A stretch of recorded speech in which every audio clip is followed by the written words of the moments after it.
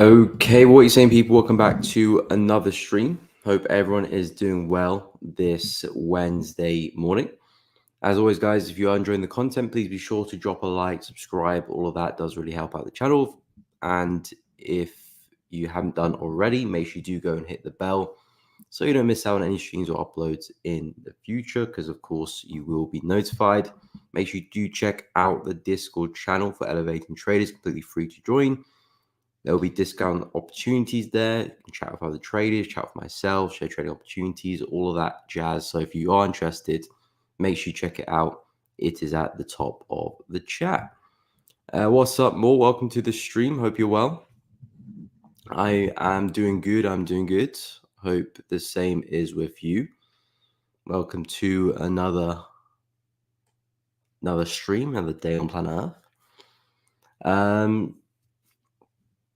What's up, FX Wolf? Good morning. Hope you are well. So, not much has happened since we last spoke. I mean, we are seeing some upside in some of the yen pairs.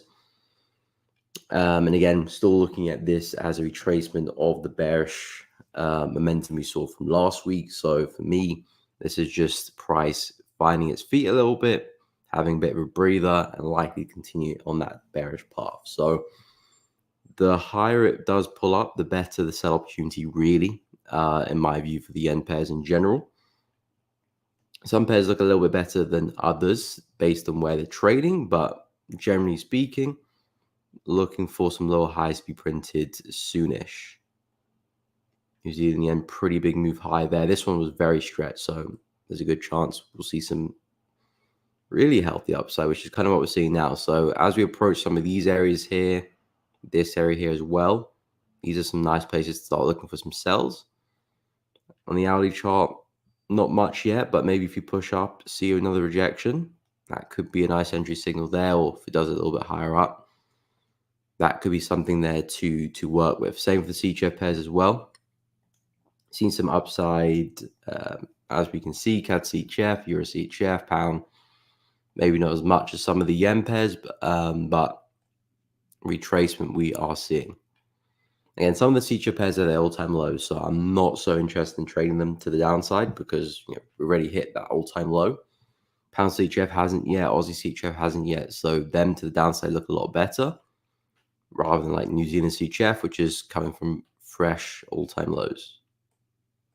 So I wouldn't really want to short that one.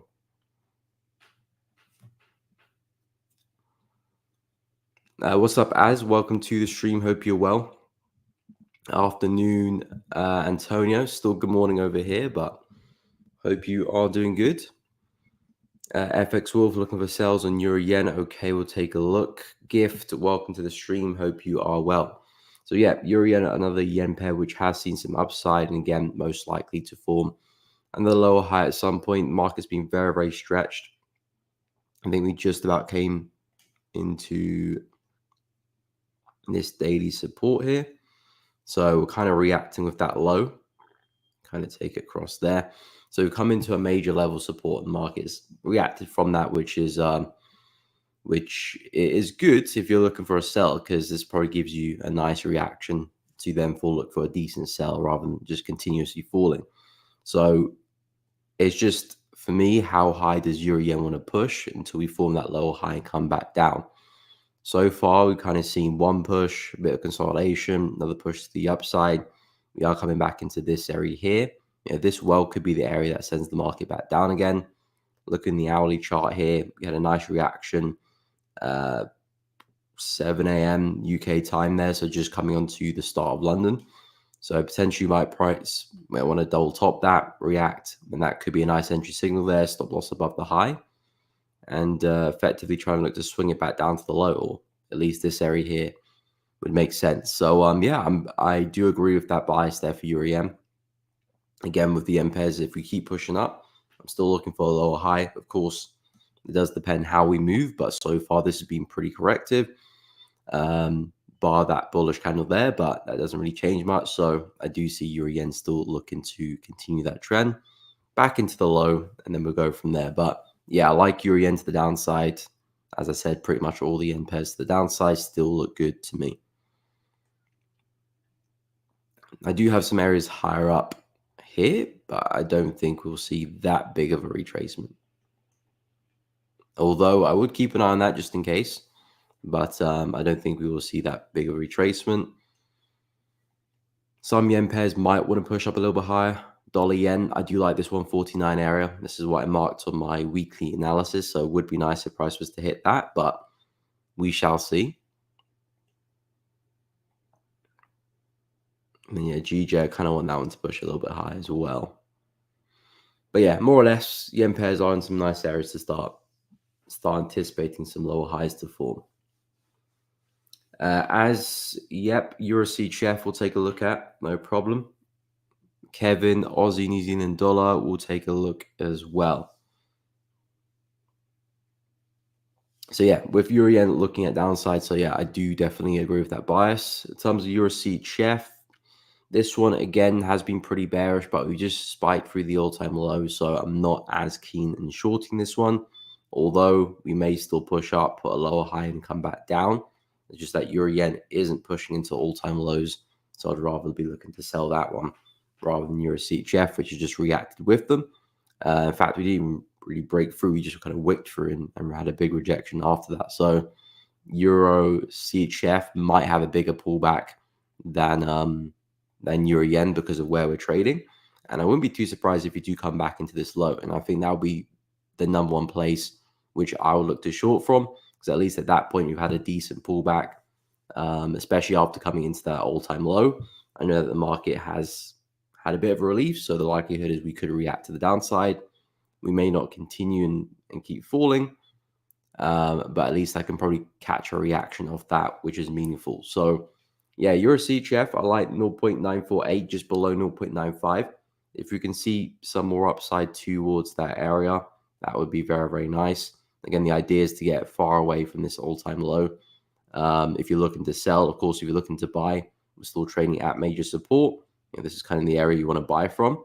But if you're looking to sell, you want price to kind of get away from that support and back into some nice resistance, which would be this low here. Nice level support, broke through great momentum, never had the retest of that level. So to me, that still looks like a nice level to short from. Of course, we have to see how price gets there, how we react. I'm not going to short there blindly, but on paper, it's looking like a real nice level to sell from. So yeah, Euro CHF looking at a similar move to Euro Yen, because we still do have a lot of momentum at play. But because we're trading at the all-time lows, I want to see a bigger pullback before expecting downside. So yeah, that's kind of where I'm at with Euro CHF. But really, I'm more focused on pound and Aussie, because these haven't made all-time lows. Aussie was very, very close to doing it, which was this prior wick here. Didn't quite do it. Now it's pulling back up very, very sharply. So this one interests me a lot. Already testing that area there. If we do break through, then I do have a second area over here, which is where I like to take the sell. So we'll see. At the moment, looking pretty bullish. Looks like it's breaking through that area. If that is the case, then hopefully we keep going to this level, and then I'll look for a sell. Anyway, so Aussie, New Zealand dollar, I'll take a look as well. Okay, we did see some downside yesterday. So yesterday we were talking around here-ish. Yeah, we're around here. I said it looks like a nice entry signal, but effectively we were kind of already trading down here. So I said if price was to come back, retest the high, that's kind of where you want to look for your entries, unless you're already in the position to start with. In hindsight, we can see price kind of made the move halfway before falling. So a little bit difficult to find some entries there. But again, the idea for Aussie New Zealand dollar was we had a big consolidation up here. Price broke to the downside, committed very, very hard. Was looking for the retest of the low. Doesn't look like it's happening. Doesn't look like it's happening, but we may come back, form resistance, double top it, and then continue. So that could be your next best bet. But still keep an eye on this if it should happen. So that was my analysis coming into Aussie New Zealand dollar yesterday.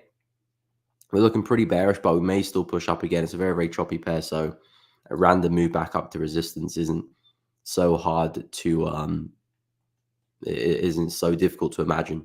We could definitely come back up, retest the high, and then fall. And that's kind of where you want to put your entries, because there again is a safer place for a stop loss above the high. At least at that point there, if the market was to take your stop loss, maybe you are going to push up to the next level anyway. Whereas if you get caught in this area, it might just be fluctuation before price continues. So it's going to be a lot more difficult to try and get a good stop loss here and a good entry. Whereas if we're closer to the high or the anticipated high, at least you can put your stop loss in a smart place, and of course maximize the risk reward as well. So two birds, one stone. But yeah, in terms of the buys for Aussie, New Zealand dollar, I'm looking at downside. Again, we took out the high here on the weekly chart. And I do think we can sell off pretty hard from that. You can see really strong bearish candle on the weekly. So I'm just expecting that momentum to spill over into this week and take us lower. We do have a level of support here on the weekly chart, which we do have a pretty good chance of getting towards. So I'm kind of looking at more downside back into this area, and then we'll go from there, because this is still effectively a range. So I'm not going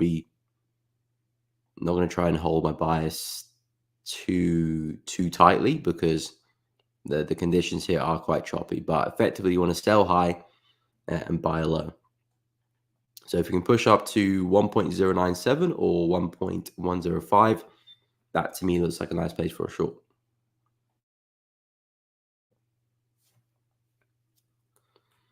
Okay. Podcasty, I'm doing good. Thank you for asking. I am well.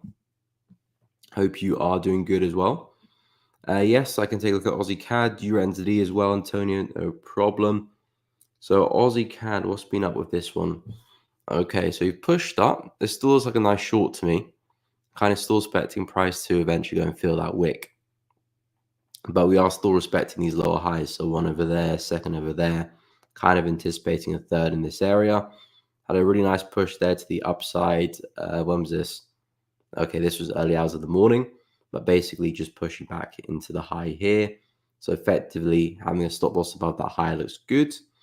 In terms of entries, maybe if you push up one more time and then have a nice sell-off maybe this afternoon, then you can find some entries a little bit closer to the high, something like that. Then you can take some trades back into this low here or this low, depends how far you want to push the trade. I mean, longer term, I think we can come back down to this area, but again, it's up to you how you want to manage your trade. Are you trading stop loss? You want to take partial along the way? The further the target is, the less likely prices to get there, just based on maths. If you have a further target, price is less likely to get there. Of course, if it does get there, you're looking at a really nice risk reward. So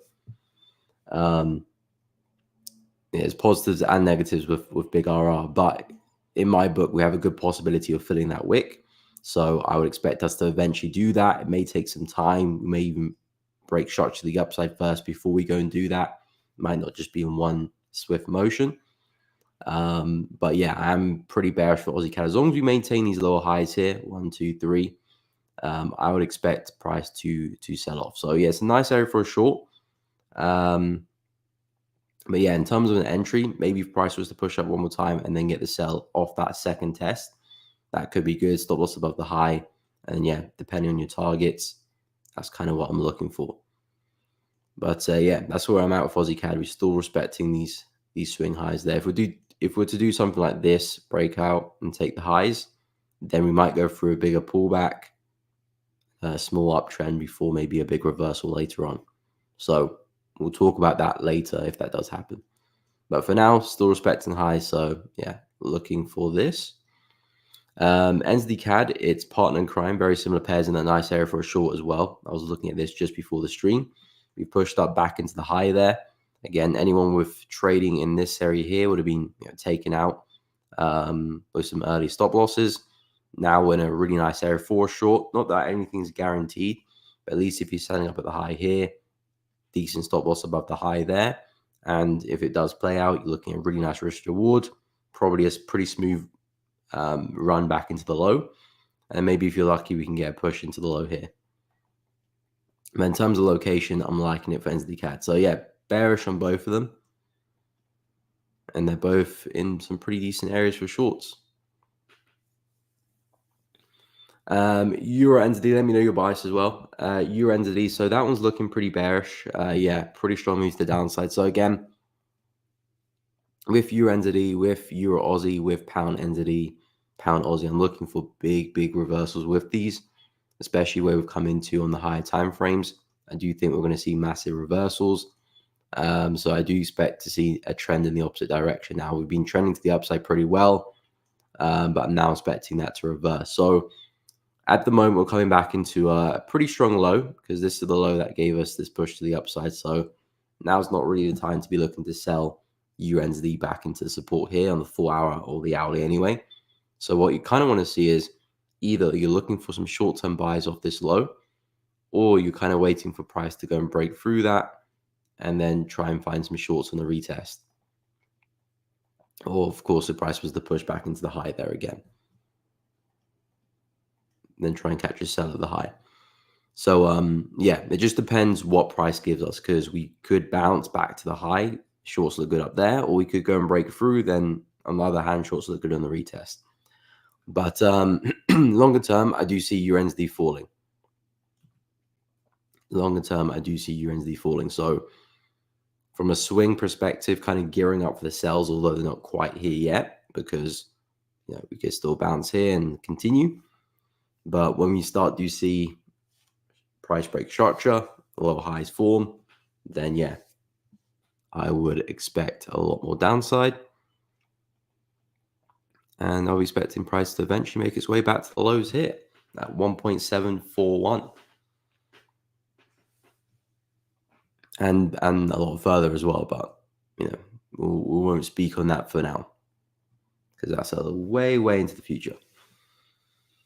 But yeah, that's kind of where I'm at with Euro NZD. So like I said, maybe some short-term buys if we do look good here, but I'm not expecting anything crazy.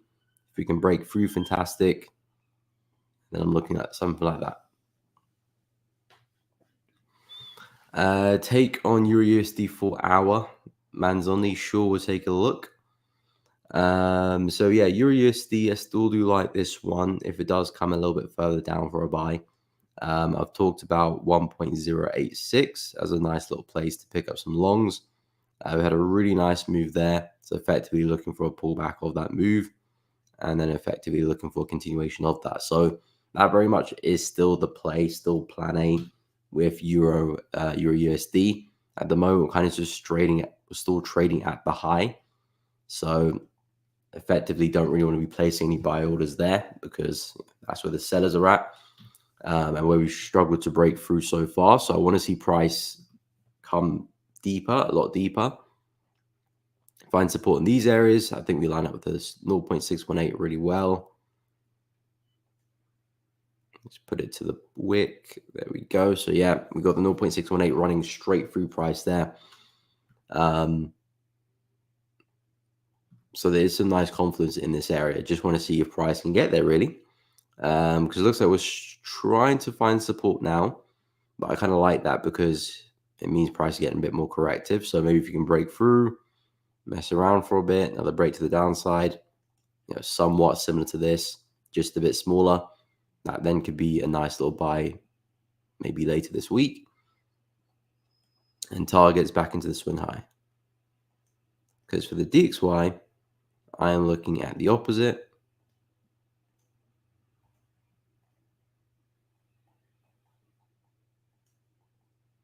Something like that.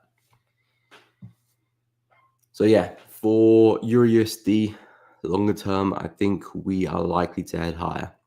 Looking at the daily chart, the market's starting to form some higher highs and higher lows now. We've gone from making lower lows to now higher lows. So I think ever so slowly the market's gone from bearish to bullish and could be looking to break higher. So effectively looking at this. Hey, what's up, Anis? Welcome to the stream. Hope you're well. Welcome. Daniel Naz 100. Okay, we'll take a look. I'm doing good. Haven't seen you in a while. Welcome back to the stream. I'm doing good, man. Thank you for asking. Hope everything is well with you. But yeah, we'll take a look at Naz 100, no problemo. So yeah, that's kind of my outlook on the 4 hour and daily for Euro USD. Looking at more upside, but hopefully that this can be a nice pullback. In terms of NAS, so yeah, NAS I'm still expecting more downside. Again, longer term, everything's still pretty bullish. If you zoom out, look at the overall structure of the market, there's a very good chance we're still going to push up because that's kind of what we've always done. There's a major high over there, which I wouldn't be too surprised if we do come back and retest around 16,740. Could see price come back into that low before pushing back up. We've also got this area here there as well, 17K, which we could come back and retest. But at the moment, we had a really aggressive drop over the past couple of days or so. So I'm looking for a continuation of this. So that's an impulse. Looking at this as a correction for another drop to the downside. We've got lovely support just above us here, which we term resistance. That could be a nice place for a short. We've also got a gap in the market here, which looks like price is just filling now, which again could be an area the market does sell off from. I would wait to see some rejection there on the lower time frames to see if we can maintain that. We've had some nice rejections previously, but again, coming into probably New York later on, can we reject that again? That possibly could be a nice entry there at the high because we might not have enough juice to come back and retest that low. If we do, fantastic, then this is effectively where you're looking for your trade. And yeah, it's up to you how far you want to push it, possibly back to the prior low. Back to the prior low. There we go.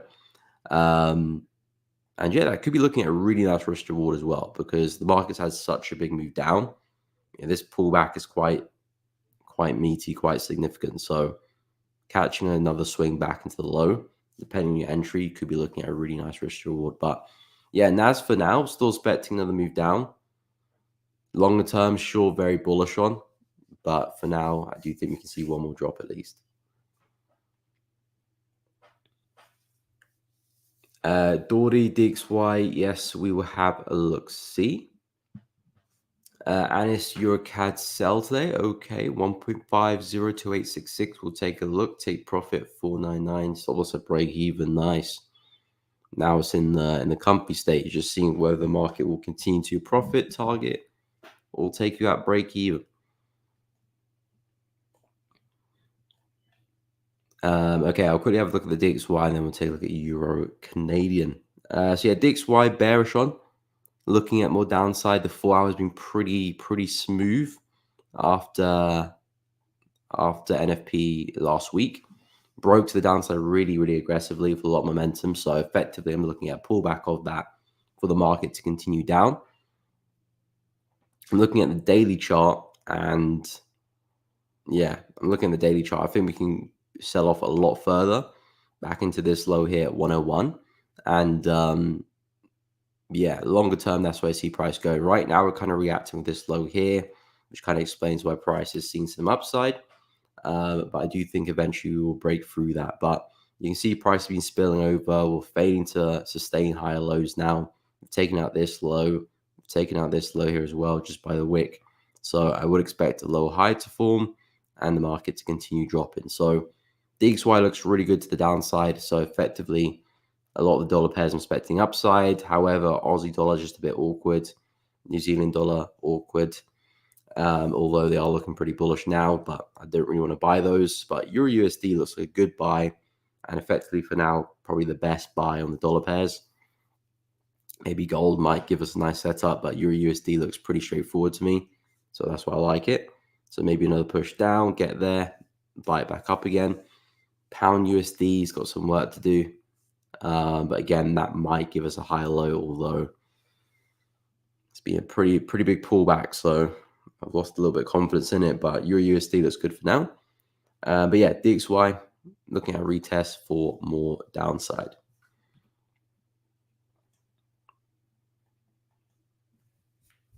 Something like that. We could struggle at this area here, so I'll keep an eye out. But preferably I want price to be at least at this area or even this low here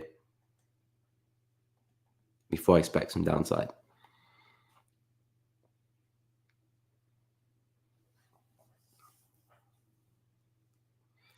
Okay, so we'll take a look at EuroCAD, and no problem, Daniel. Happy to help. Podcast D. No, I mean, haven't taken a position, been very very busy, so difficult to trade at the moment. I mean, I have been a little bit unlucky with some of the CHF pairs and EM pairs last week, some of their pullbacks, but yeah, I haven't had a lot of time on my hands to trade. Been very very busy. Pavinator, what is up? Aussie dollar is turning into a bullish run. Yeah, it's looking pretty strong actually. Aussie dollar and New Zealand dollar looking pretty strong at the moment. How long does London session peak for? Probably say about 2 hours. So I'd probably say like from 8 a.m. UK time. Actually, yeah, I'd probably say 8 a.m. to 10 p.m. UK time. So that kind of 2 hours is kind of peak London. But then it might even peak kind of within that session for like 30 minutes. But I would say between that 2 hour window is probably when you see most of the moves happen for London. And then it kind of continues into New York or reverses. USD CAD, yes. Synthware will take a look, no problem. I appreciate that, Anis. If you guys are joining the stream, make sure you do drop a like and, of course, take a look at the Discord channel. That is linked at the top of the chat. You cannot miss it. Make sure you check it out for Elevating Traders. We're launching very, very soon. Discount opportunities be in the Discord. And of course, people share their trading ideas there as well. So you can join in discussions. And yeah, if you enjoy the stream, drop a like. It does help out. Appreciate everyone who has liked the stream so far. So yeah, we'll take a look at EuroCAD. Then we'll move on to Aussie dollar as well, dollar CAD. And again, if people want me to take a look at a specific pair, or on a specific time frame, if you're on the lower time frames or the higher time frames, I will take a look as well. Anyway, so EuroCAD, last time I looked at EuroCAD, it was falling pretty hard. Yeah, it is seeing some downside. And Anis, you said you're in a sell. So that's a pretty good start. Sold today entry at 1.502866. Whereabouts is that? 1.50286. 286. Okay, so around about here-ish. I assume you sold like the 15-minute. I think the 15-minute charts where you trade.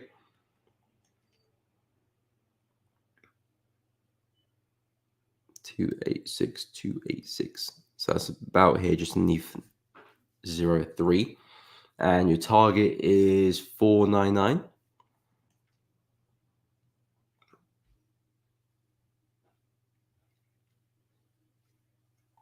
So not too far away, probably like halfway through or something like that. Okay, 5-minute entry. Ooh, dropping right down. But yeah, I mean, in terms of likelihood, I think we'll probably keep falling. Momentum's looking pretty great. The only thing is, will we keep falling enough and not pull back to hit your break even? That's just up to the market really. Because I think in terms of probability, in terms of momentum, we've had a really big impulse upward on the 4 hour, and the market's come straight back down. So I think the likelihood is that we do keep falling. Yeah, just hopefully we don't pull back and hit your stop loss first, and exit at break even. I mean, you see a nice drop. Your entry is what, somewhere around here. So yeah, maybe we might come back to retest the low. Hopefully that's enough to send price down. But yeah, that's trading for you. Sometimes you get some smooth runs that just fly to take profit or fall to take profit. Sometimes you're a little bit unlucky and it takes you out of break even and then it moves, or sometimes you're lucky it takes you out of break even because it wants to go higher. Sometimes break even does actually help. I mean, on average, it does help in terms of limiting your losses. So break even 100% has the perks. Of course, sometimes a bit annoying when it does stop you out and then price does go in your direction. But yeah, we can't always have it our way. But yeah, looking good. Momentum's looking good, and I would expect price to keep falling. I would really like that 4H candle there. Nice shooting star there. Big wick to the upside, close bearish. The likelihood is that next 4-hour candle is going to drop as well. So hopefully we keep pushing lower. I think CAD's been pretty strong too. Okay, so we'll take a look at Aussie dollar and we'll move on to dollar CAD as well. Oh, okay, in Virginia, so they always catch it right. Yeah, I mean, yeah, what time would it be in Virginia? I'm not even too sure which time zone Virginia is in. But yeah, in the States, it's going to be a little bit difficult to trade London well, unless you're going to have dodgy sleeping hours.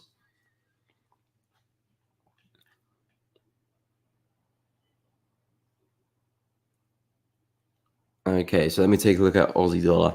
So yeah, Aussie dollar. Oh, so yeah, look at that momentum. NZUSD is something similar as well. So I'm very bearish on USD, but I've been pretty bearish on Aussie dollar as well because naturally on the high time frames, we are in somewhat of a bearish trend here. Weekly chart, you can spot that quite well, but we have been pretty sideways on the daily for some time. Yeah, pretty much all this price hasn't gone anywhere. So I've been a bit reluctant to trade Aussie dollar as of recent times because it's just been sideways, as I've been reluctant to trade dollar pairs in general. But now with Euro USD starting to trend a little bit, it's not fantastic, but it will do because at least we've got some structure, some direction with it. Dollar looks a lot clearer to me. I'm expecting more downside in dollar, so I've got some directional bias here. So I like what I'm seeing with dollar, I like what I'm seeing for euro, but Aussie dollar. Higher time frames, I would still have a bearish bias for this, but then again, I'm expecting dollar to keep falling. So it's kind of like contradiction.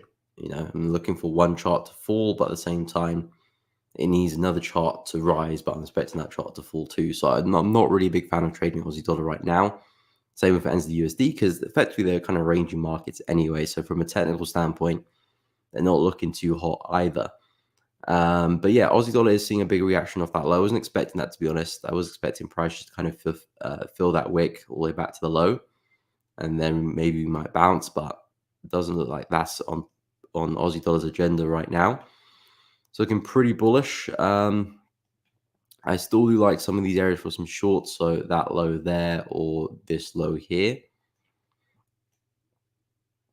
I still think that looks like a nice area for a short, but if dollar's going to fall, it might just be a slight reaction and then price pushes back up again. So it might not go too far, but yeah, we're not to know that until it happens, essentially. But in terms of a nice place for an entry, a bearish trade, 0.65772 looks pretty good to me, and 0.662 looks pretty good to me as well. But yeah, we are seeing a lot of upside, and I'm wondering, is this price getting ready to reverse because dollar's going to be weak? Maybe. But yeah, I'm not a big fan of the price action at all.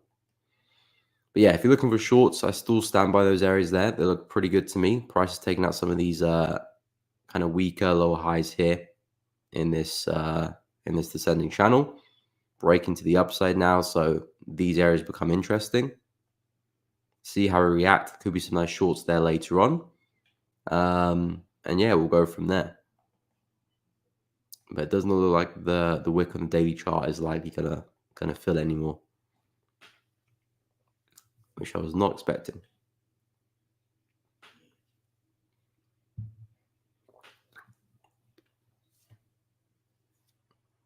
Okay, first trade of the month. Well, hopefully it runs smoothly. Nice little start to the month.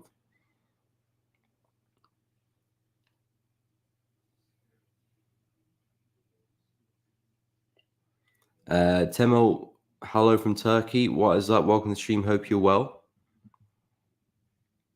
UNSD, okay, we'll take a look as well. Yes, we'll take a look at gold too. So yeah, Yeah, Aussie dollar could be turning to a bullish run. Like I said, I'm not really a big fan of it. Price action isn't the best. And higher time frames are still quite bearish. Because again, where I derive my buys from is the higher time frames, and the higher time frames is sideways slash bearish. So you can see where I get the sideways from, because we've got a bunch of lower highs there, but at the same time we've got some higher lows there too. So kind of sideways. But then if you expand the high to the high time frames, particularly the monthly, we've been pretty bearish there. So the price action isn't really great. Isn't really great at all. So I'm reluctant to trade Aussie dollar when I've got clearer markets like Euro USD or like the yen pairs or like some of the CHF pairs or even some of like USD, which is likely to reverse soon. It might give some nice trades later on. Even pound NZD looks pretty good too. So yeah, I'm trying to avoid Aussie dollar and New Zealand dollar for the time being. But I think I just need a bit more information, a bit more candlesticks to print on the higher time frames, and then I can kind of say if I'm expecting it to reverse bullish or not. But for now, what I can say is I'm bearish on dollar, expecting more downside, and Euro USD looks like a good buy. That to me, I'm confident about. Not that it will happen, but in terms of probability, in terms of the price action, it looks good. So that would be an opportunity I'm interested in. Aussie dollar, not so much. Pound CAD, we'll take a look as well. First, let me go through dollar CAD. So dollar CAD's not bad actually, because although this is just a big range, and I'm not a big fan of range, but it's pretty straightforward. It's like either price is going to break the high of the range or it's not. And effectively right now, it looks like it's not. So we're in a good place where we can expect a lot more downside for dollar CAD. I'm pretty bearish on USD anyway, so that kind of plays into that bias too. I'm expecting USD to fall, and we're at major resistance for dollar CAD, so that's a recipe for bearishness. And yeah, on the weekly chart, we're having a really strong rejection. Daily chart there as well, really nice rejection a couple of days ago with that massive wick, and looks like price is taking out the low here as well. So yeah, I'll be expecting price to continue to the downside now. Again, if you're not really in the trade, then you kind of want to wait for price to pull back again. Try and look for that next lower high. We had one over there, low, lower high, a lower low somewhere, another lower high, and then yeah, continue the sequence. Maybe it's a retest of this low.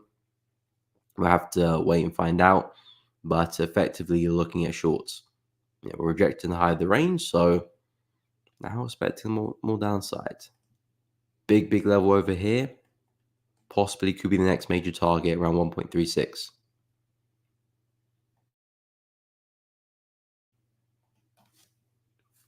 So yeah, that's kind of where I'll be with USD CAD. I like USD CAD just because it's pretty straightforward to read, because it's just a big range in the higher time frames.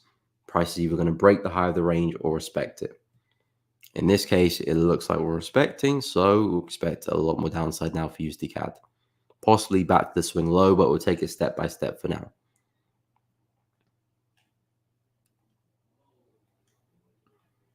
So yeah, that's what I'm looking for USD CAD. In terms of pound CAD, yeah, pound CAD big drop yesterday. Really big move. Looks like the higher time frames are doing its job, reacting with the highs over here.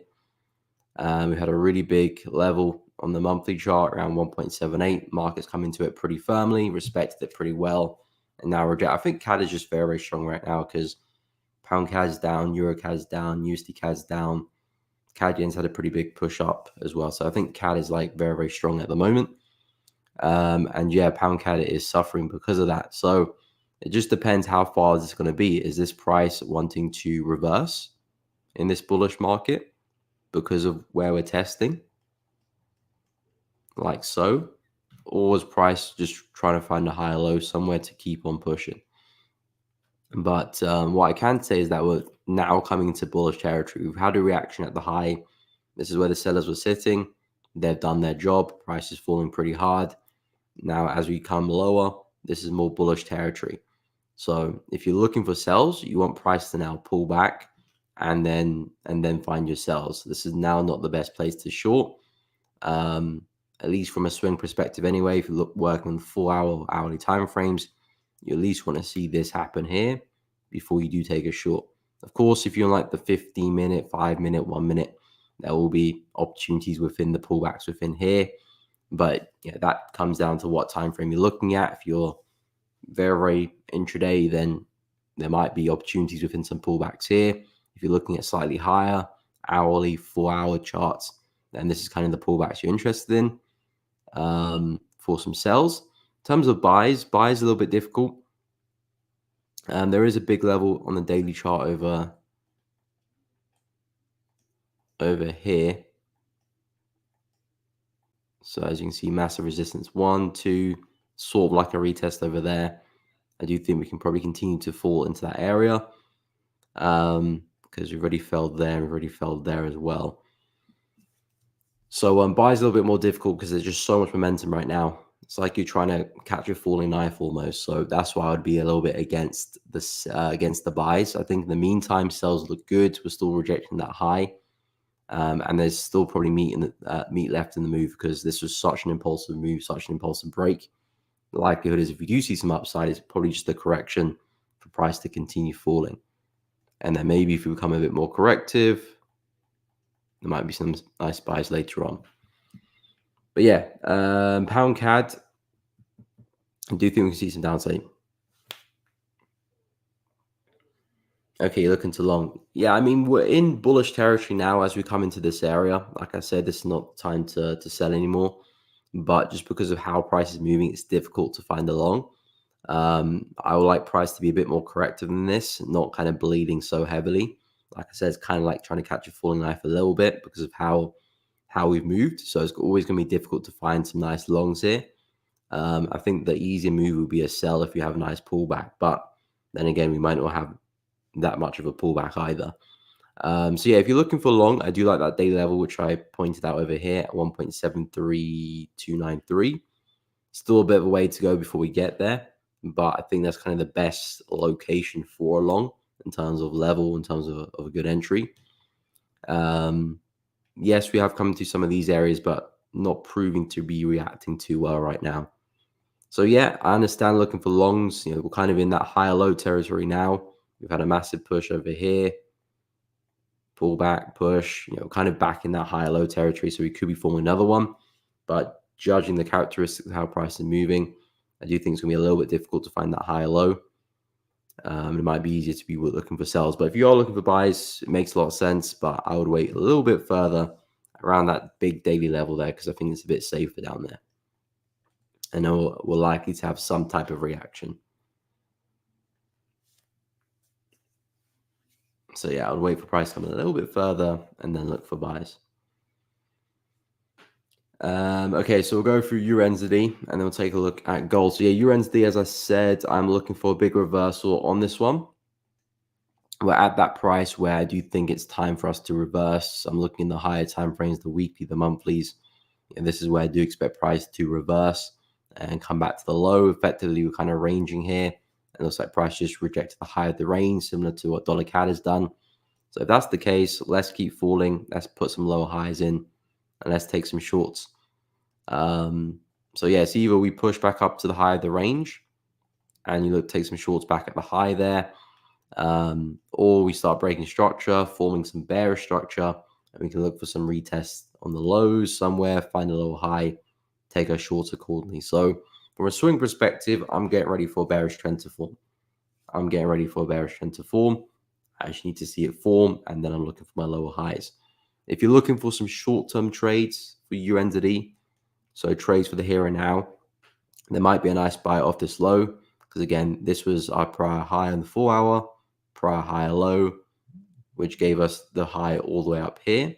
So we well could come back, react with that area, push up a little bit, and that trade there could be worthwhile before maybe breaking through later on. So if you're looking for a short-term buy, not a bad place for it. Of course, see how we get there, see how we react. And then, yeah, that might be a nice buy. But I still do believe the bigger move is the sell. So if you're looking for a big swing, you're kind of waiting for sells. If you're just looking for some good trades off some nice areas, then that looks like a good buy for the time being. But we'll see how we get there, see how we react. because maybe we just break straight through. So yeah, keep an eye for that. But yeah, I'm expecting a big reversal. In terms of gold, gold sold off a little bit yesterday, which we were kind of expecting from that area. So nice little reaction there. I did say it would be nice if gold was to push a little bit higher up and then sell, but they just kind of sold off from that level anyway. I did say some buys for gold look good back at this low here, since gold has been pretty consistent with all its higher lows. So if I zoom out, you can see we've got low there, low there, low there, low there, possibly another one there as well. So we're slowly pushing up higher. Price is really struggling to break through structure. And as long as we maintain that, I do think gold can keep that emphasis to the upside. Although I'm not as confident as I was coming into the week with gold buys anymore, because we had this lovely rally from last week after NFP. All we did was just reject the high really aggressively and sell off really, really hard. So not the best characteristic of a market that is trending very well, and probably characteristics of a market that is starting to tire and could be looking at reversing. Maybe not reversing is the right word, maybe having a bigger pullback at some point. So I like the buys with gold, but it may just be temporary, and then the market has a bigger pullback. So yeah, I wouldn't, if I'm looking at placing and trading gold and placing some targets, I wouldn't be looking to take it past that high. And I would want to take some partials beforehand just to pay myself, because I think there's a good chance that gold pushes up just to push back down at some point. I think partials or trading stop loss will be very vital when trying to swing on gold. But in terms of the higher time frames, I'm still pretty bullish. Look at the weekly chart is still very bullish. So I'm not gonna have a bearish bias in these conditions, but I can recognize that the market is struggling at the high, and that is a bit of a red flag. So yeah, for now, if gold can have one more push down into the low here at 23.70, I think that's a nice place for a buy. See how it reacts.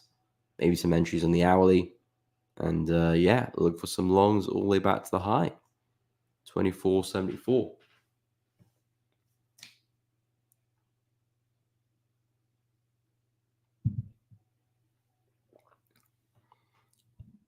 Yeah, I mean, again, when you're looking to buy and sell the market, all you need to do really is identify areas where it's a smart place for a buy, a smart place for a sell.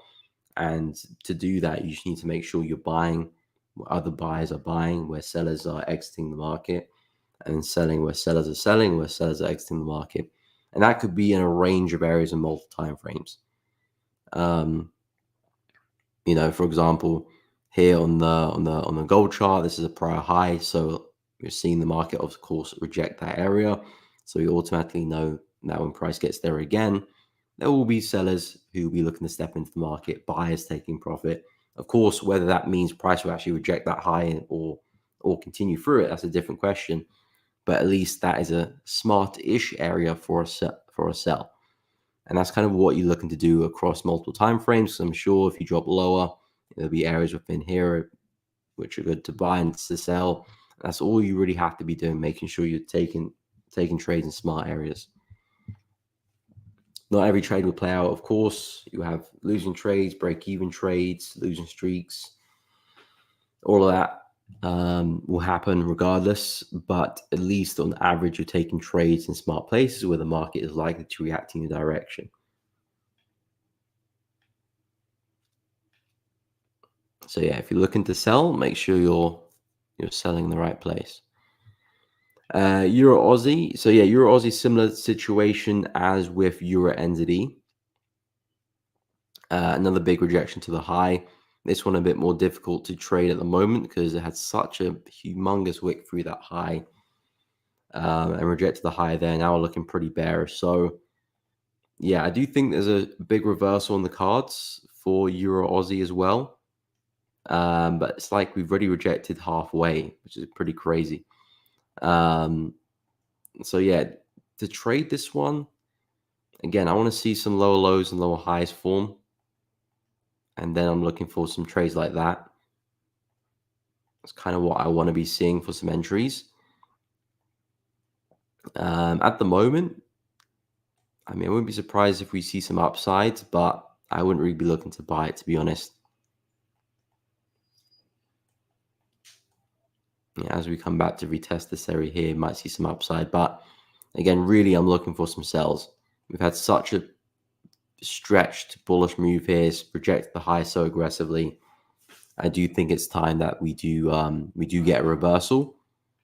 However, in terms of finding some entries, I don't think they're quite there yet.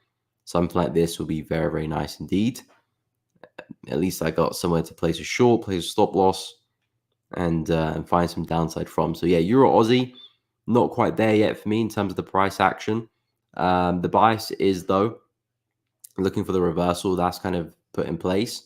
But in terms of the low time frames, giving me something to work with, finding some entries, stop loss placements. That I need a bit more development there before I do take a position. Because yeah, right now all we've got is kind of just a big move up and a big move down.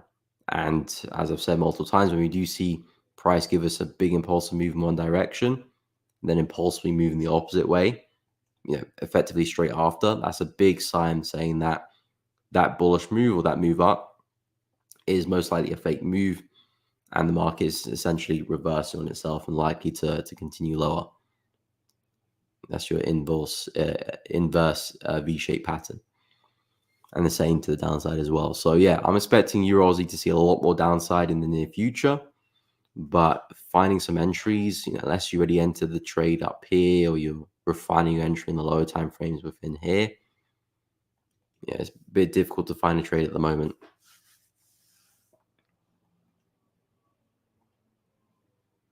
Pound Aussie, sort of a similar situation in terms of a big spike up and a push down, but at least we've broken through some lows here, which will again turn into a nice place for a short if we can get up there.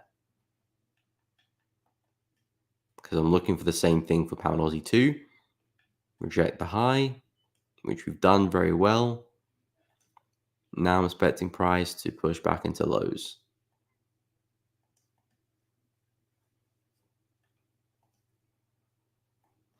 Just need to stay patient.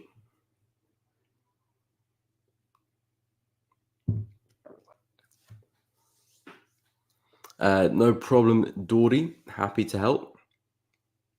Hey, what's up, Casperia? Welcome to the stream. Hope you are well. I'm doing good, thanks. Hope everything is good with you. I think CHF pairs and yen pairs are looking very interesting today because they're pushing up pretty hard. And again, in my opinion, the harder they push up, the harder they fall. I'm pretty sure that is a title of a movie.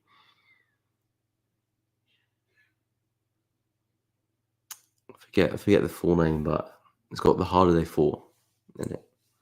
It'll come to me later.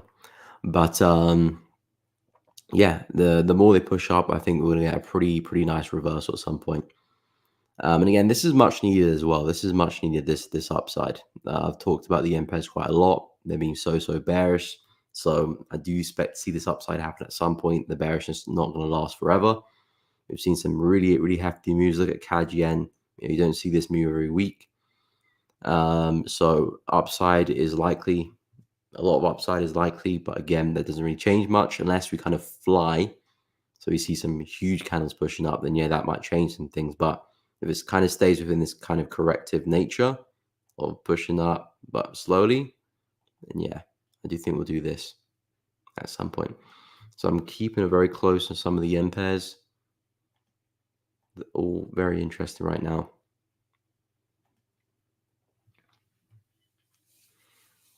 Thoughts on DXY and EU? So yeah, I actually like DXY and Euro USD at the moment.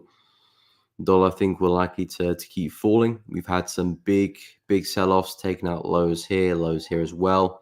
So I do think longer term, dollar is gearing up for a move back to the low here at 101. So that's why I do see price eventually moving towards. We've got some nice lower lows and lower highs coming in. There's your lower high, there's your lower low, there's your lower high, there's your lower low. So now we're looking for a continuation of that. We are testing some areas here, so we could potentially fall from here. I'm keeping an eye out for that, but I do want to see a bit more upside for dollar before I do start looking for entries. I want to see price kind of push into 103.6 and then see some downside, because for euro, I want to see a push into 1.086. So kind of corresponds a bit more upside in the dollar to this area here. We'll probably take euro back to this area here. And then from there, I'm expecting a push up higher.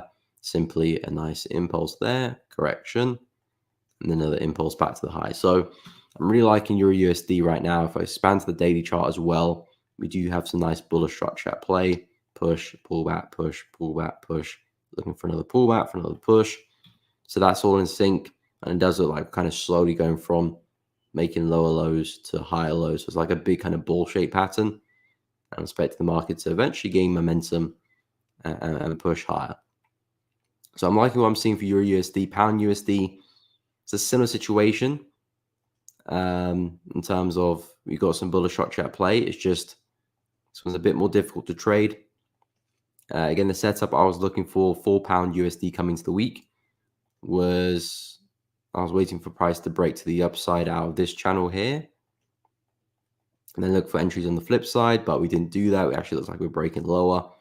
So I do think pound can still push to the upside, but a lot of work is needed. Euro at the moment looks a lot cleaner, a lot simpler. So that's kind of where I'm focusing my efforts for now.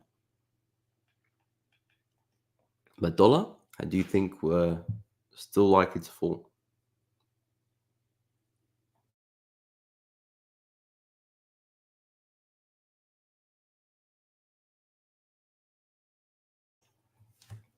Okay, close 75% of the position Euro CAD at 2R. Nice. Is that a management technique you have, Anis? Is that what you do with all trades when you get to 2R close 75%? Or is there been like a change in the characteristics of price action that's led you to that decision?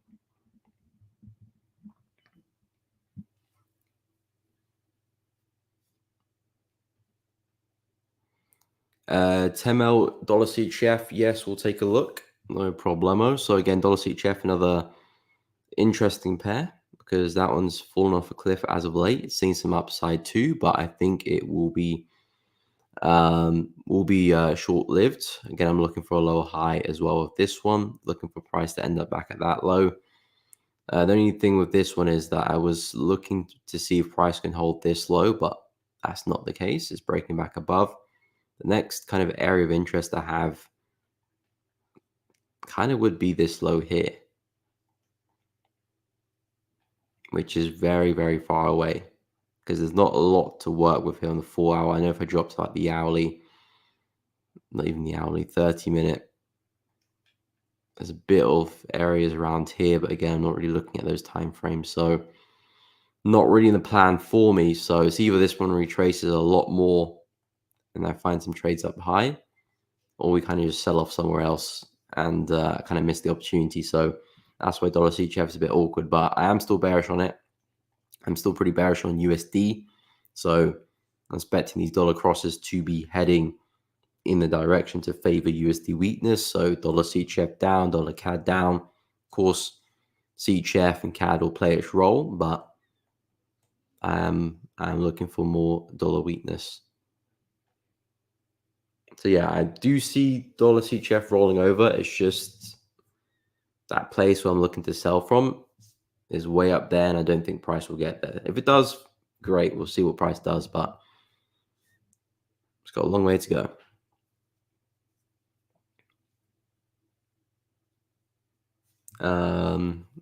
Casperia waiting for 4 hour closure in DXY. Okay, might go for some YOLO Euro sells. I mean, I do expect to see a bit more downside for dollar. I mean, upside for dollar, because this is where I want to sell it from. We're kind of stuck in this area a little bit, but I do kind of think we can push a little bit higher. So there is that kind of gap which dollar could fulfill, which essentially would kind of be your trade idea, and possibly Euro USD pushing down, which will be like get rid of all this, which effectively will be Euro USD breaking through support here, and then trying to trade it continuously as price falls there. So there is definitely a world where price does that, and hopefully it's the world we live in right now, because I want price to do that as well. Because I'm looking to take some longs down here, so I want price to keep falling so I can buy it up later on. But yeah, I'm only focused on the buys for now. We might do that retrace, we might not. We might do the buy, we might not. But I know that I've got a lot of confidence with the buys. I've got a nice little setup with the buys. Other factors are playing into the buys there as well. So I'm just going to focus on the buys now for euro. If it sets up how I want it to, fantastic. If it doesn't, I still got another trade I'm looking at there as well. So I'm not bothered at all. But hopefully we can see some more downside. But again, if the trade makes sense, then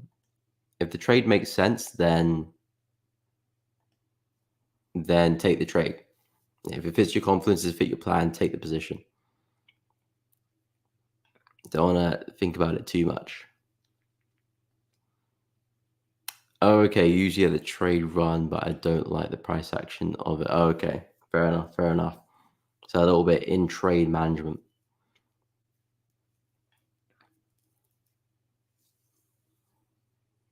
Yes, Antonio, I'll look at BTC as well. Trade Virus, what is up? I'm doing good. Thank you for asking. Hope you're well. No trade since July 25th with the last meeting on gold, great exercise of patience. I mean, it's not purely exercise of patience. There's a bit of patience there as well, but I've been very, very busy with elevating trades at the moment. So I have missed some opportunities since then. So there is a bit of patience to play, because if I'm at the chart and I don't see a trade, I won't take a trade. But then I have missed a few sales because I've been very, very busy at the moment, and I probably will be very busy for the rest of August as well. So my trading activity will decline, at least for this month anyway. Hopefully, probably late September, I can pick it back up again. Because of course, when we do launch, that's going to be a very busy time there as well.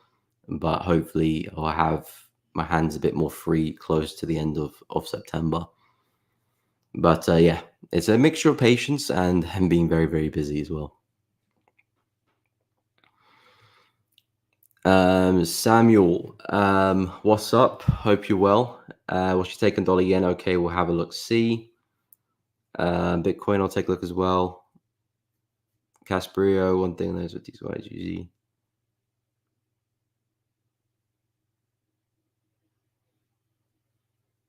Okay, I didn't know that.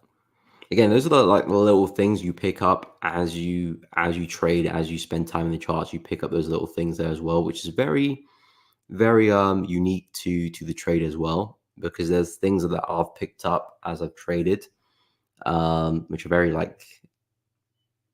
niche, minor things, which is not groundbreaking, but it can definitely help with spotting trades and giving you confidence to take certain trades over others. And something like that is something you pick up from time and looking at the market, and then you can factor that into your trading. Of course, it's nothing crazy, but it can definitely help with taking a position, knowing that, okay, I'm expecting the last 30 minutes of a candle to do this, because I've seen it happen time and time again. Therefore, I can be a bit more aggressive or whatever, or manage a trade differently. So, I mean, that's not something I've noticed before, but if that's what you've noticed, that's what's happened a lot, then that's something you can definitely add to your game.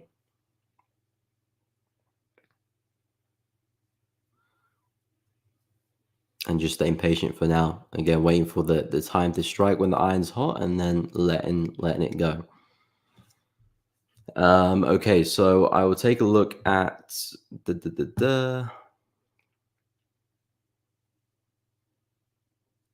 what pair did I say? Bitcoin. Yeah, we'll have a look at Bitcoin, and then we'll go over dollar yen. So yeah, Bitcoin, a bit of upside, I think. Yeah, we've seen some upside. This one was falling off a cliff.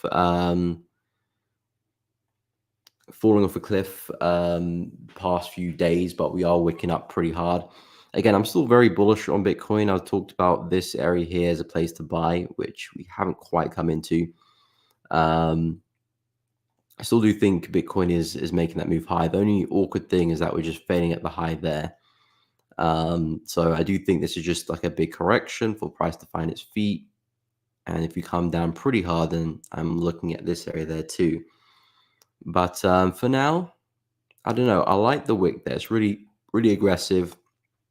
I think there'll be a lot of panic sellers over the past few days because you think about it, it wasn't just Bitcoin that was falling. It was literally every market was seeing some downside. So there would have been a lot of panic sellers here, and that could definitely help fund the move higher. And I like the wick. It's kind of similar to what happened here. We kind of wicked through. Price used that to its upside. Possibly could do that again. Yeah, kind of just missed out on that area. So it would be nice if Bitcoin can kind of maybe consolidate a little bit, stumble again, and that could then end up being a nice little buy there. Or if we come a lot lower, that could then end up being a nice buy there as well. So these are still the areas which I would like to anticipate upside from.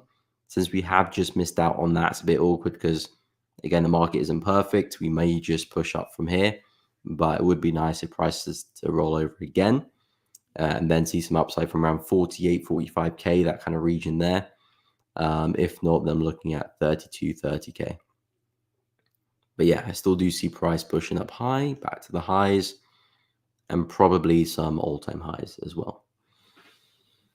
So yeah, Bitcoin, that's kind of my look on this one. Ethereum, I want to have a quick look at this one. So again, Ethereum, kind of looking at something similar to find its feet and push up. I've talked about retest the high here, which I think we've just about tagged.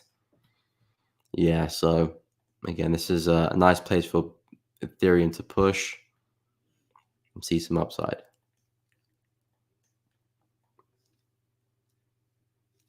Maybe that sell-off there has got rid of some weak hands.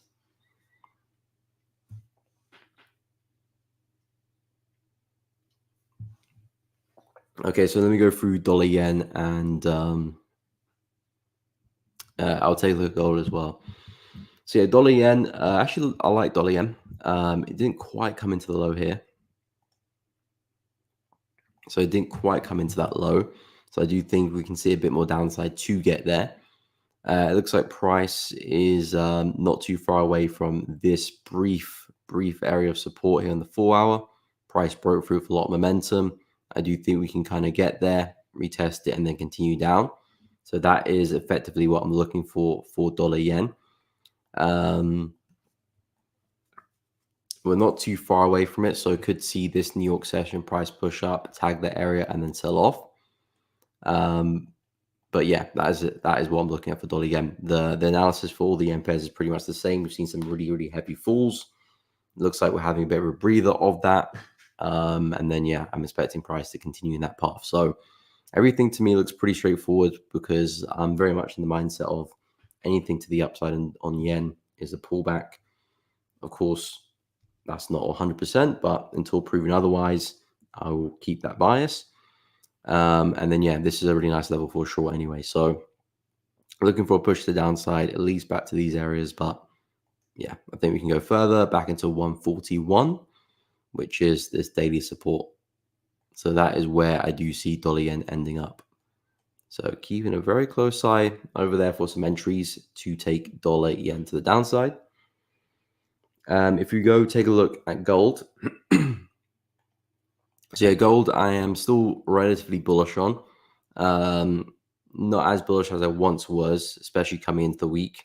I was expecting this week price just to push up and blow straight through that high, but it rejected it pretty well and pretty aggressively too. So I have lost a little bit of confidence with gold because if you're in a bullish market, you don't want to see price push into the high and reject it so aggressively like we did a couple of days ago. The good thing is that we are still kind of respecting these higher lows and still kind of slowly pushing up. So effectively, I want to be buying low with gold and back into that low there. That makes a lot of sense to me. If we can push one more time to the downside, test the support around 23.70, put a stop loss underneath that wick. That could be a nice little place for a buy, possibly back to the high there as well. Although I would kind of manage that trade along the way, with at least a trading stop loss or maybe some partials, because I'm not quite convinced with the buys anymore. but it's a solid location. But we may do something like this to have a bigger pullback, and then maybe at a later date we push up. But yeah, that rejection there is not great. But again, how I derive my bias is from the higher time frames. Higher time frames still really bullish to me. So nothing changed. Nothing's changed on the higher time frame. So that's still the direction I'm anticipating price to push in until proven otherwise. Silver, on the other hand, though, not looking as good. I'm expecting silver to push back into support, which it's kind of trading at. I do think we can probably push down one more time.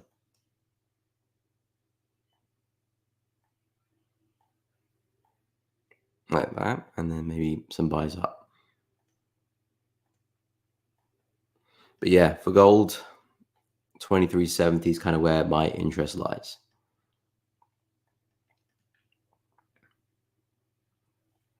If we go and break through that and take out this low here as well, then yeah, I think at that point I'll probably fold my arms for Bitcoin. For gold. Gold, I mean. If we do take out that low, that's not a good thing at all. Yeah, I think we'll probably push down a lot further down at that point, because that's a double top there, and then that's breaking the neckline. Not the cleanest pattern, but it's the same idea. So yeah, keep an eye on 2370. I think intraday it looks good for another move down. Something like this in the afternoon, and maybe some buys later on. If you're looking for some sells, then you kind of want to wait for price to push back into this area. Another push up back into that level, look for some entries, and take some shorts like that. Entry there, stop loss, target back into the low. That's if you have a short bias and you're looking for some sells. So yeah, that's kind of where I'm at with gold for now.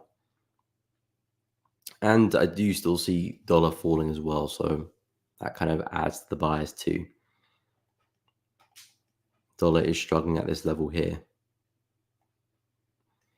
Again, dollar could fall from here, but I do want to see dollar push up a little bit higher first before I do start looking for any longs on euro, because euro isn't really at my place just yet. So I kind of want to see euro push a little bit further down and then anticipate upside.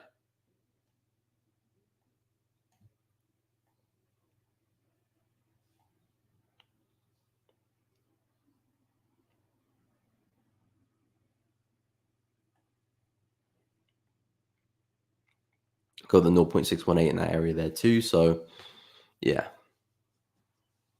we'll see how we get on. In terms of Richie, yes, we'll take a look at euro pound as well. Haven't really been looking at euro pound much, to be honest. This one was pretty bullish, way more bullish than I was expecting. We were trading at this area here. I wasn't expecting prices to go and break through it like it was nothing coming into the week, so that was a bit surprising there. But you can see there's a big change in the characteristic of how price is moving. This is very, very impulsive compared to these moves here. So this does not look like a retracement of this move. Looks like price is reversing. Probably gonna have a bit of a pullback, but the bigger move probably is going to be to the upside. So yeah, euro pound. Euro pound, I'm expecting a push back into the high here at 0.86274. But in the meantime, a nice little pullback would be nice to find some entries. Doesn't have to be specifically at that level. Oh, wrong low. At that low here, but you want to see a bit of a pullback, a bit of a breather, because characteristics have changed. This has been very, very correct to move down, so it's not really an impulsive move down. It's not like price is selling hard and the trend is continuing well. we've been pretty corrective. And now that we've broken out of that, we've done it so impulsively. It does look like the trend is starting to change characteristic. And I feel like we've got some upside in store for us. So yeah, I'm expecting more upside, but pullback would be nice first. And then I'm expecting price to push on.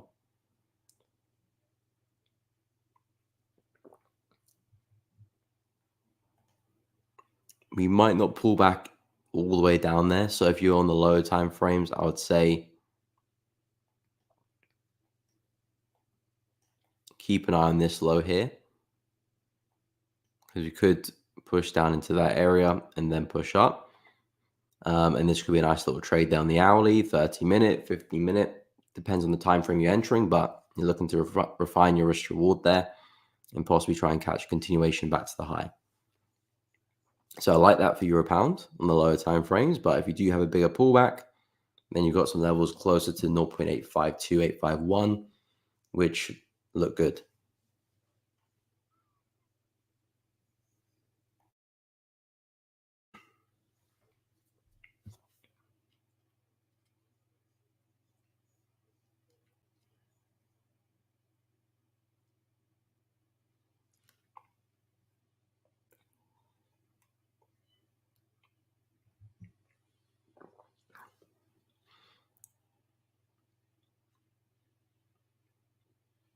So yeah, that's my outlook there for euro pound. But yeah, I haven't really been keeping tabs on that pair, to be honest. I haven't been looking to trade it for a while. I don't think I've really been looking to trade it this year, to be honest. Already 7 months in, but yeah, I haven't really looked at euro pound from a trading perspective. I mean, I keep an eye on it for analysis. And I do look at it every weekend. I look at all pairs every weekend, but I don't think it's made my watch list this year. I don't think it has. At least I don't remember it making my watch list this year.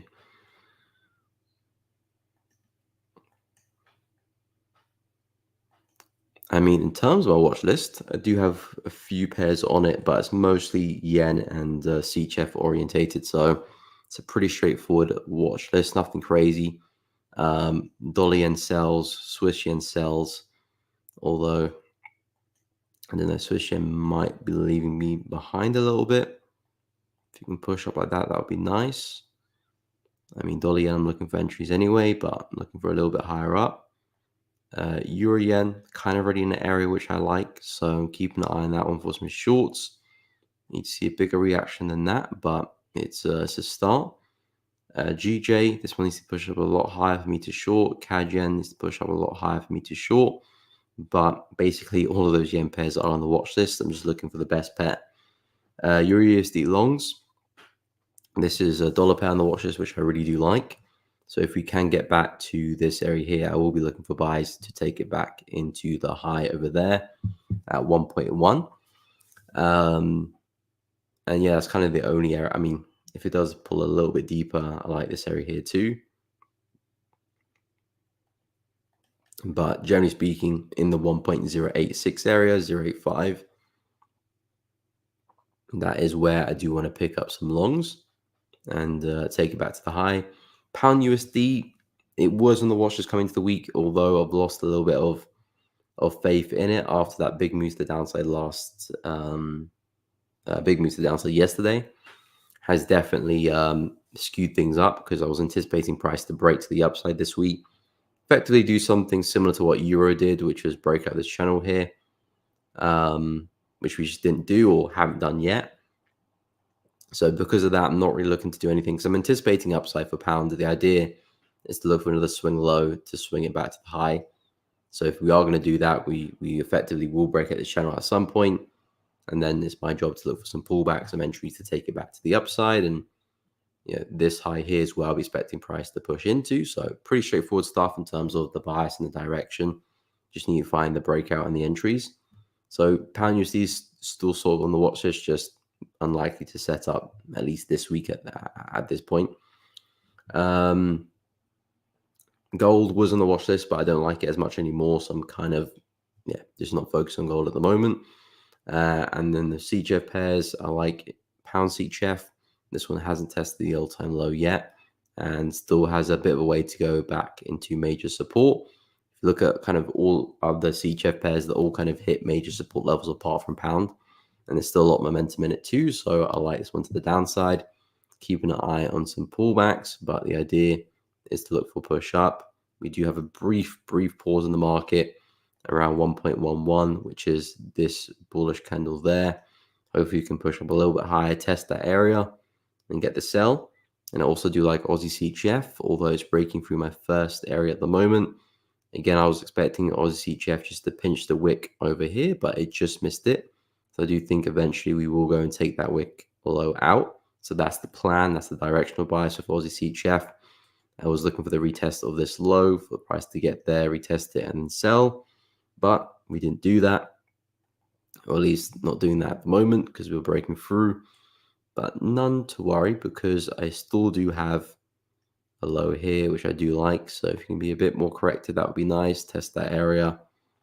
Expecting price to sell off.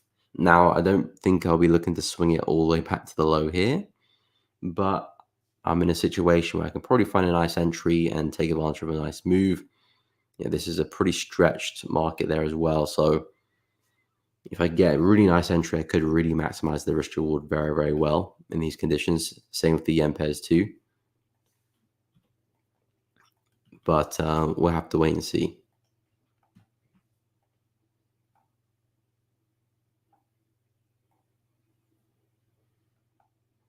So yeah, that's kind of roughly what I'm looking at. Again, my watch list doesn't really change much during the week, but it can do sometimes. It can do sometimes if we have unexpected news events, we have big moves. Sometimes structure breaks, or sometimes my sets will be invalidated, or setups that I had on the sidelines that had a lot of work to do before they become interesting to trade. Maybe they just kind of kick into gear, break some structure, or retest some levels that I was looking for, and then they get added to the watch list as well. So I do have the watch list which I create every week, and then I have a few on the sidelines which might come into play, but probably won't, which is why they're not on the watch list. But if we have heavy news, maybe it does come into play, like we did last week. This week, not so much. There's not a lot of heavy news, but sometimes it doesn't even take news to make big plays, or just news not on the economic calendar. So yeah, I mean, some pairs I do have in the sidelines, like for example, USD. I'm looking for a sell for this one, but the structure's not quite there yet. After that big rejection of the high, now we're coming back into support. Not the best time to be looking to sell anymore. So I'm still waiting for structure to develop there, and that might take a few days. But who knows? Maybe things look better, and then I can add to my watch list later on. So yeah, I'll see what we can do there for USD. I also do like pound NZD as well. If that one can have a nice little pullback into this area. To be honest, I wasn't expecting this move this week, but it's looking good now. So something like that could be interesting. And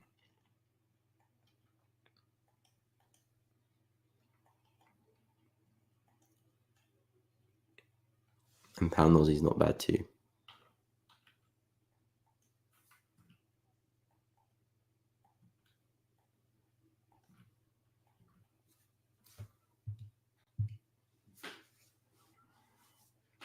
Hey, what's up, Lauder? Welcome to the stream. Hope you are well.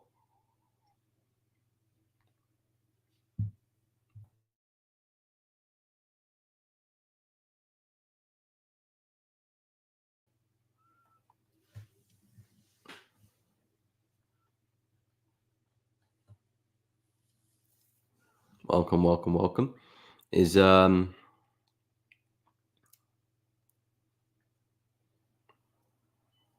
forgot which pair you're looking to trade. I remember you mentioning the trade yesterday, or was it? I'm talking about someone else. Can't remember now. Am I saying G pairs are starting to go down? GBP, not in general. I mean, pound yen, pound CHF are already down, so they're like yes. Pound USD, I'm still actually looking for buys in pound. Pound Aussie, pound NZD, I do expect them to go down, but I don't know if that might be more caused by Aussie and New Zealand strength rather than pound weakness. But yeah, I'm looking for pound Aussie and pound NZD to completely reverse and have big sell-offs. Again, I'm not expecting this in one go like the yen pairs. It probably will take some time, probably see a bit of consolidation as well, but eventually I think a trend will form to the downside here. So pound Aussie, pound NZD, yes, pound CHF, pound CHF, pound yen are already down. Pound USD, I'm actually looking for upside. So yes and no.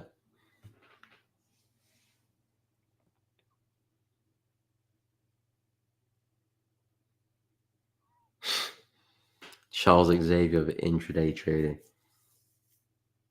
I mean, I'll take that. I'll take that. I'm not quite bold yet, but I'm definitely in a chair. Not wheelchair, but I'm in a chair. So I'll take that. I'll take that. Not a bad comparison at all.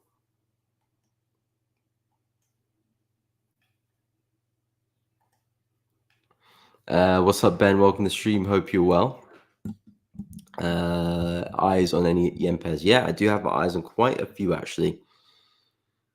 I'm looking at CAD yen, I'm looking at Euro yen, I'm looking at pound yen, I'm looking at dollar yen and Swiss yen. So almost all of them for some sales really, because we've had some really nice moves, and I'm anticipating downside after these pullbacks. Because as I said, past week or two, any up move we see now, not week or two, couple of days or two, 1 or 2 days. Every up move we see for the yen pairs, I'm expecting it just to be a little high for the market to continue down in its original bearish path. So we're seeing some upsides here for dollar yen, euro yen, pound yen, CAD yen. Some of them are not quite in areas which I want to short from, but nonetheless, we have seen some upside. So I do think this will just top out at some point, and the market is going to continue lower. So I'm keeping a close eye on them. I'm just looking for the best yen pair, really. Not really too bothered which yen pair I'm trading, because in reality, they're all going to head down or they're all going to head up, really, maybe at different speeds a little bit. But effectively, yen is the governing currency here. If yen wants to be strong, it will be strong, and the yen pairs will go down. If yen wants to be weak, it will be weak, and the yen pairs will push up.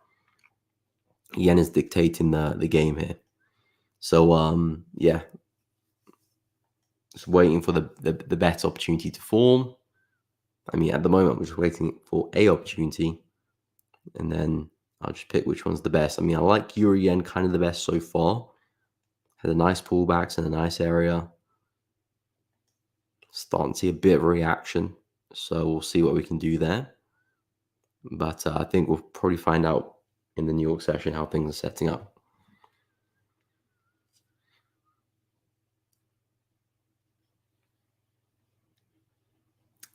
Do I ever look at JPY? No. Are you talking about the yen basket? No, I don't. It's weird that I don't, to be fair. I do look at the DXY, but I don't look at the yen one. Yeah. I just never really have done that, to be fair. The dollar's like the world reserve currency because it's the main currency of the world. So I feel like the dollar gets its respect because when USD and trades comes out, USD big news comes out, it kind of affects every currency pair. So I feel like that's why I probably just look at the dollar basket, because it's very vital. Yen is vital too, but not as much as dollar. But yeah, I don't look at the yen basket. I kind of just look at what the yen pairs are doing in general. Sometimes I do look at the Japanese index, the JP225, but not regularly. So yeah, no, I don't. The you, Ben?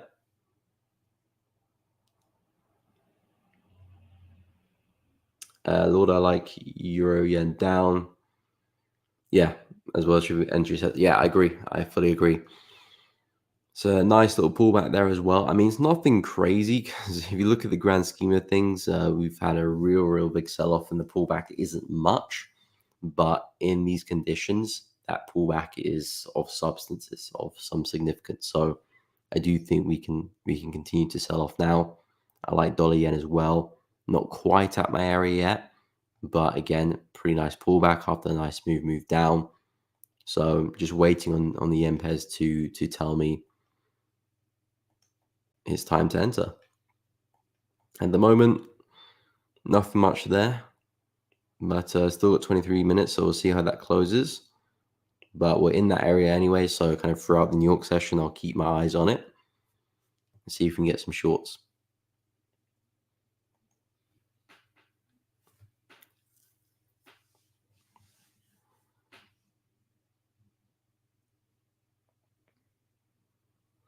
Only start looking to see if it's worthwhile.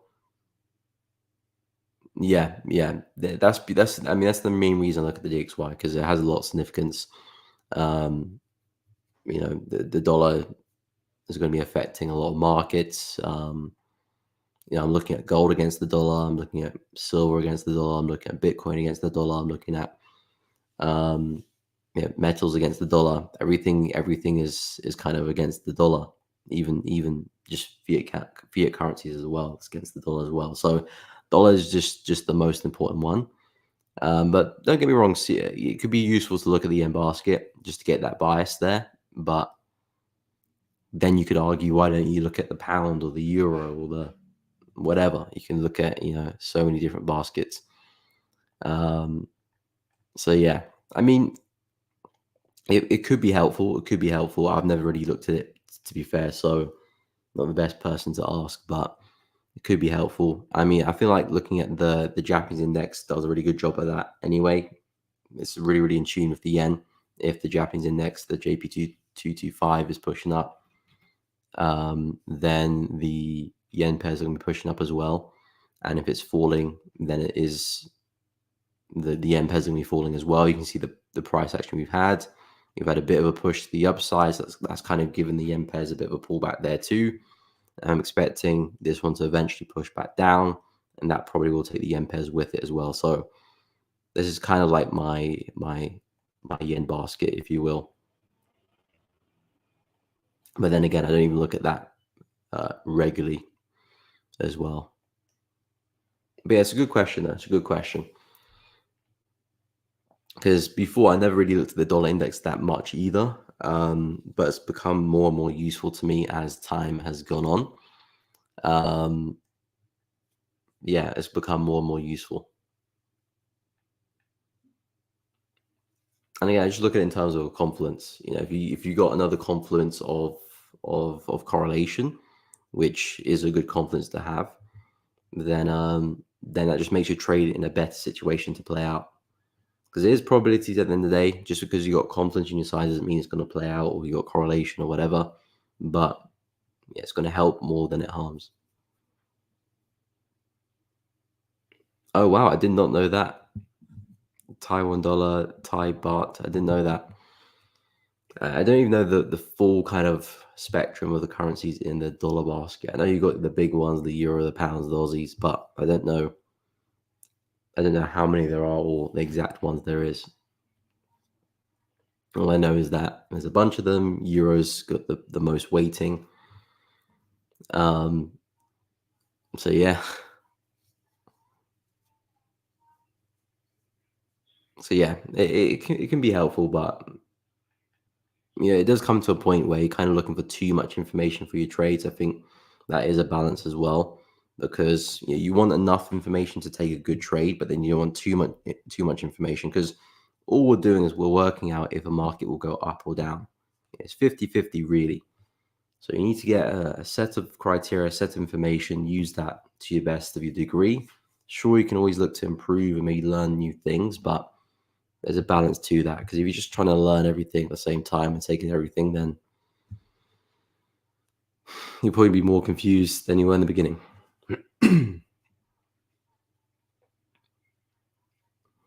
um,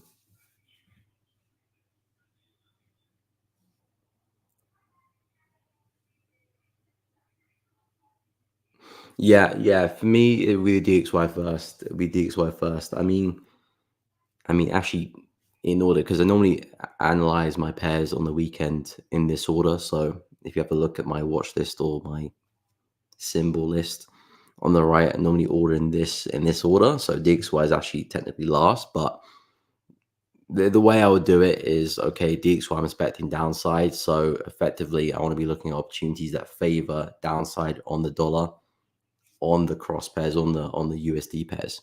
So yeah, because the dollar will have the most importance in terms of what USD is going to do. Because if you're looking at, for example, Aussie dollar, and you have a bullish bias in the Aussie dollar, so you're expecting Aussie to push up and USD to push down, that's all well and good. But at the end of the day, if you have a bias on this will be a more important bias to have in terms of what dollar's going to do next, rather than your analysis on Aussie dollar, if that makes sense. Because when you're analyzing the DXY, you take into account so many different currency pairs and dollar and its comparison between them. Whereas if you look at Aussie dollar, you're just taking advantage, you're just looking at the comparison between Aussie and USD. So hopefully that makes sense. But yeah, if you want to get a more accurate bias for dollar, you want to look at the DXY. Looking at Aussie dollar and pound dollar is great, but it won't give you such an accurate bias, because it's just basically dollar against the pound, the dollar against the Aussie. So you would be right to use the DXY first.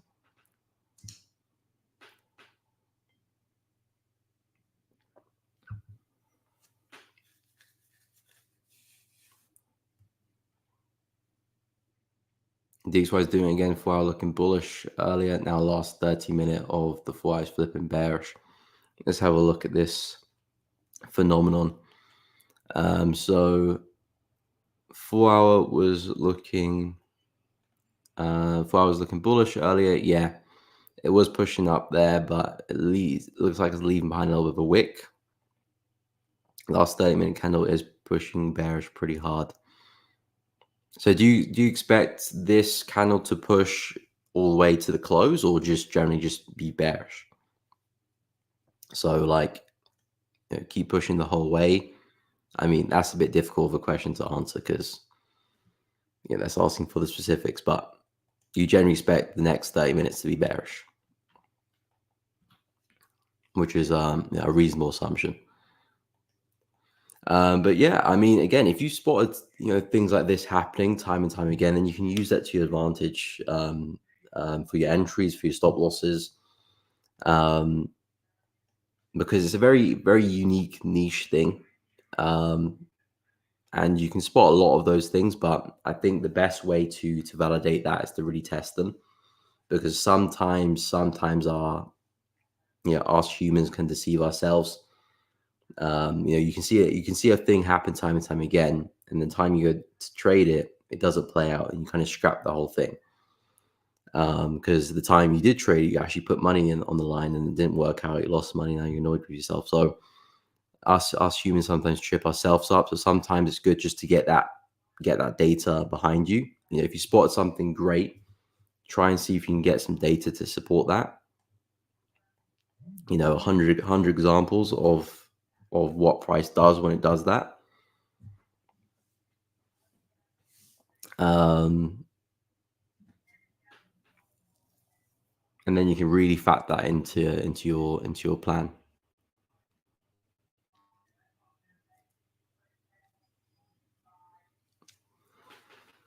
Ben, do you think we're in for a bounce on the US indices? I expect more downside. I think we're already in the bounce. So if I look at S&P, we're kind of already in a bounce, because from the low to where we're trading now, it's already a 4% recovery, which is pretty big for an indice in just in a matter of a couple of days. So 4% is a pretty big move. And of course, the drop we've had from this high here was an 8%. Yeah, 8% drop there. So we've effectively almost pulled back half. We've almost pulled back half. So I think the bounce is already ready in play, but I do expect us to fall again. So I've got a couple areas I'm looking at. This is a nice low there.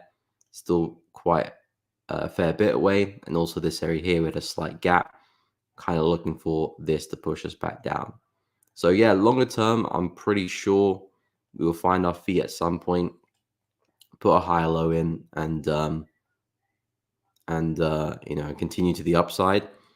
But I am looking just for another lower high at the time being, and this is kind of the areas where I would look to short from: 53.25 and 5400. But yeah, it was a big sell off, so pullback was pretty likely. That's just how far this move will continue before we see some downside again. Lauda, do you think GU would be go back to the high or just? Yeah, good question. Again, the trend isn't very clear, or very clear or healthy trend. It's not like price has been moving like some of the yen pairs are doing back here. Some of these moves here, you're like, yeah, it's pretty clear uptrend. So you expect the trend to continue until it doesn't. Whereas pound is kind of like there is some type of uptrend here, but it's just not a real clear one. And the pullback has been pretty strong. So there's a good chance we could push up just to form a lower high and come back down and kind of just look a bit rubbish again. And to answer your question, it's quite 50-50 really, because I wasn't expecting such a hard pullback and such a deep one as well. So at the moment, I'm kind of on the fence, and I'm kind of favoring price to push up, but probably just to pull back down again, because we do have really strong resistance above us here. And I got a feeling we could probably push into that area, but we might not have enough momentum to break through, because it's not like we're coming from a really sustained uptrend. It's kind of like a new one that's just formed, which is finding it hard to find its feet and continue. So yeah, I'm favoring this to happen, but we don't really need to think too much about that. We'll play it as we go along. I mean, the way I trade is I'm going to put a trading stop loss in. So best case scenario, I trade it back to the high. Worst case scenario, I trail it, and then price does form that lower high somewhere and does push down, and I'm trade out for a small win or whatever.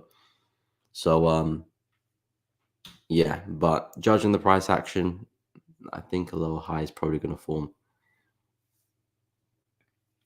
But we'll see. Dollar will play a big role in that. Yeah, no, yeah, exactly. It's not going to happen every time. And again, you just want something to happen like 55, 60% of the time. It doesn't have to be crazy percentages of like 90% of the time. Of course, if you can find something that has 90% of the time, then it would be a matter of time before you're a multi-billionaire. Because if something happens 90% of the time, then you want to trade that with mad size all the time.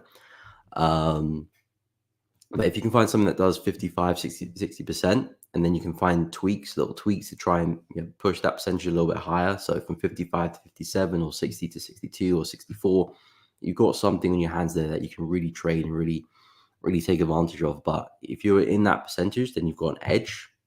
There's the edge there, and you can really factor that into your trading plan and take advantage of that. But of course, it's not going to happen every time. It's not going to happen every time.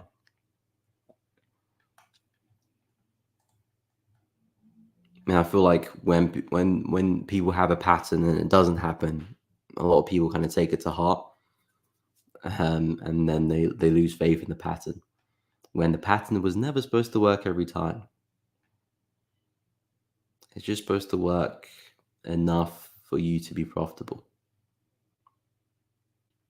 If it does that, you're good. You got something to build on. You can make it even more profitable by refining, improving, looking what works, what doesn't work. Okay, when I use the pattern in this environment, doesn't work too well, but when I use it in this environment, it works even better. Okay, so let me just focus on this environment here.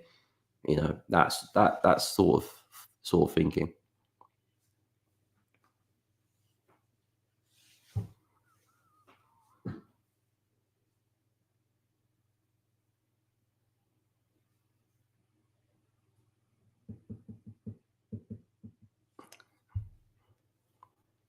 No problem, Lauder. maybe best stay on the fence for now, focus on EG. Yeah, if Euro yen's gonna be, if Euro yen's gonna look a lot clearer to you, then just focus on Euro yen. From my experience, you just want to focus on the pair that makes the most sense. Yeah, because you don't want to take a trade on a pair that makes a lot of sense to you, and then take a trade on a pair that doesn't quite make sense, but you feel like you should take it. Then if it just turns into be a loser, you're like, why did I take that trade? But then again, sometimes it'll be a winner. But that's never the best situation because that will give you confidence to take more trades on pairs or markets which are not quite clear to you.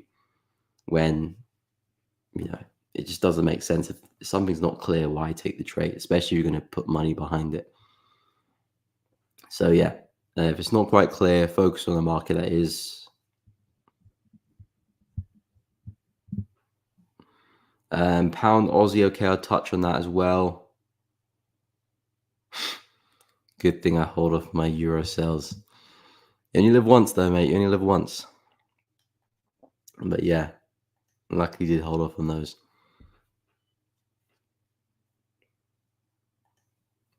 Okay, pound Aussie. So you're asking if buys are good. I mean, we're coming to a nice level. I can see why you look to buy. I'm very much in the mind that pound Aussie and all those pairs are reversing. So I kind of want to focus on sells, but this is not a bad place for a buy. In fact, this is the area where I said buys look good back over here when price was struggling at the wicks here. I said if we can have a pullback to this area, that could be a nice place for a buy. And then we had this humongous wick to the upside that's kind of skewed things. So I'm very much looking for this opportunity for pound Aussie. Oh, didn't mean to do that. I'm very much looking for this opportunity for pound Aussie to short because I'm expecting more downside. But this could be where the market does pull back from. It's pretty much coming back into the 50. There's a small range here in the market where we had to build up in price. We could react there and see some upside. So yeah, I do like this place for a buy. I do think it's short term because I'm expecting us to keep bleeding.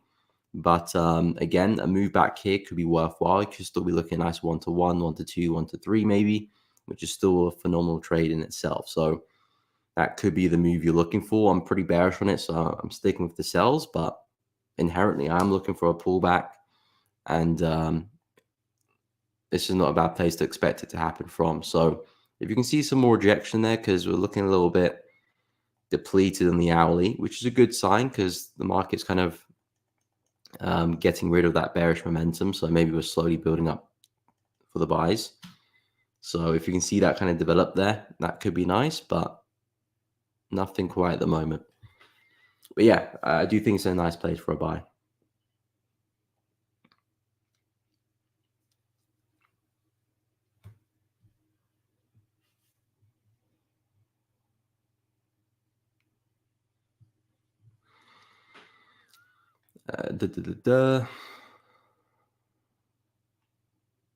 Any potential entries on your list? Euro yen, probably the closest to that because it's in my area at the moment. So I'm looking at Euro yen for some downside. How is it going to close? Yeah, not much there. But yeah, Euro yen is pretty close. Dollar yen's not too far away as well. I'm looking for a test of that level to short. I'm just looking for impulse, pullback, impulse. So if dollar yen push up a little bit higher, I'll look for some shorts in that area. But Euro yen's the only one that's kind of trading at a decent level. And the price action is looking good as well. So yeah, Euro yen is in the place for entries. CAD yen, not quite. Pound yen, not quite either. So yeah, Euro yen, I'm keeping a very close eye on. Euro USD is not far from a trade. That might just be a day's worth of price action before we get there. So I'll keep a close eye there. In terms of CHF, Aussie CHF, I'm looking for a bit more upside now. And pound CHF too as well. So yeah, it would be Euro yen for now. But maybe dollar yen might join it.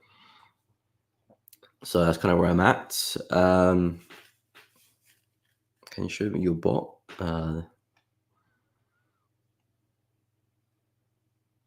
don't know. Any news on prop firm are looking to launch at the start of September. So keep your eyes peeled for that. Make sure you're in the Discord because that's where discount opportunities and more information about the prop firm will be, and on social media as well. But yeah, that will be looking to launch very, very soonish. Just tying up some loose ends, dotting the i's, crossing the t's. But yeah, early September is when we're looking to launch.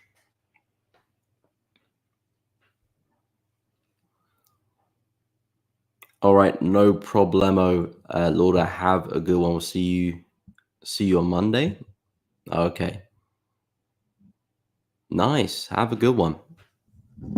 Have a good one. Have a blast.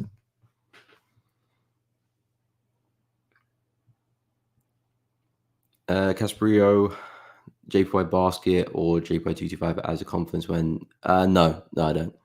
Again, I don't look at the JPY basket like at all.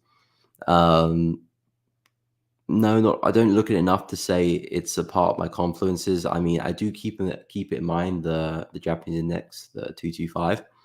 But yeah, like for these positions right now, Euro yen, dollar yen, I didn't go to the Japanese index to verify and see the confluences there. I kind of just know it's there naturally. Um, so yeah, no, I don't.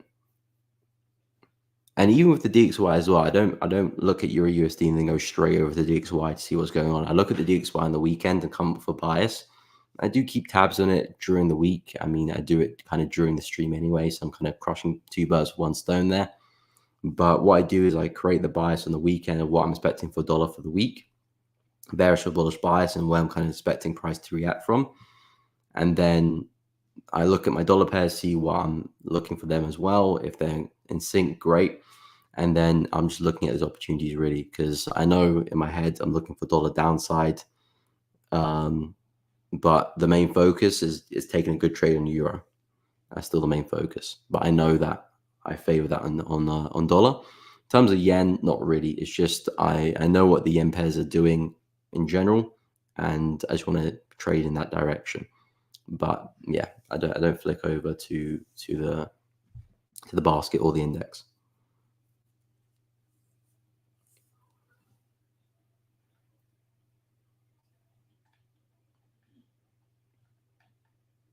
To be fair, the index is pretty much in sync with the yen pairs at the moment. Big drop, pullback. Pretty much doing the same thing, but yeah, I don't look at enough to say I do as a confluence.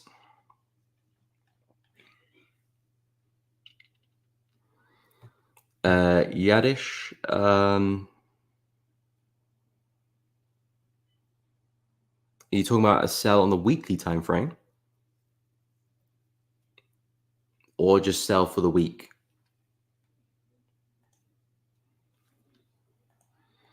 Because if you're looking to sell on the weekly time frame, you kind of want to already be in the position. We kind of already had a big sell off. So from a weekly perspective, you kind of want to see some upside, another lower high form, and then plot a trade, something like that. Because now that we've had such a big push, it kind of left the high behind a little bit. So yeah, a bit awkward there. But if you're looking to sell for the week, as in the period of a week, then yeah, I'm looking at a similar thing, but on the 4 hour, I'm looking to take some entries around 149. We've had a lovely move up, and now I'm looking for us to find some resistance in this area and take some shorts. John, good morning. I'm doing good. Hope you are well too. And my thoughts on gold, I'm still pretty bullish, although I would wait for another move down. I think if you're looking for sells, this is still not a bad area. We're talking about some shorts from here yesterday. If price was to push up back to that area, I think that's still a nice place for a short. If we were to push down this afternoon back into the low, I think that's a nice place for a buy. Because again, we're still effectively holding these higher lows. 1, 2, 3, 4, 5. So I'm still expecting that to slowly continue. It's just that we've rejected the high pretty strongly there. So gold is a market that is showing signs of tiring, and it might kind of struggle to break the high from here on out, but we'll see. But in terms of a nice place for a buy, 23.70 is the area. I'm looking at this support low here. Can get a nice little stop loss underneath that area, take some entries, and hopefully a nice buy to the upside. So that's kind of where I'm at with gold. Still bullish, but I know I want price to be back at support because, yeah, price action isn't moving well. But if we're close to support, we can get a decent stop loss and a decent entry in a relatively safe area. And yeah, guys, that has brought us to the end of the stream. If you have found it useful, educational, informative, entertaining, all of that jazz, if you have found it useful, please be sure to drop a like on the stream. I really do appreciate everyone who has liked the stream so far.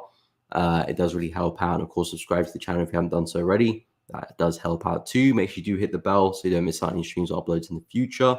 Check out the Discord channel that is linked at the top of the chat. You can't miss it. That will be for discount opportunities closer to the launch date. So make sure you are checking that out. Of course, other people are there as myself, talking about different trade ideas, trade setups there as well. So if you want to join in some discussions too, make sure you check out the Discord channel. But guys, really appreciate you coming on. Thank you to my moderators as well. And of course, everyone else tuning in. Really do appreciate it. I will be live again tomorrow. What day is it tomorrow? Thursday. We'll be live Thursday and Friday. Same time as always, 10 a.m. to 12 p.m. UK time. So make sure you're there, be there or be square. But besides from that, guys, have a fantastic day. And I'll catch you all tomorrow.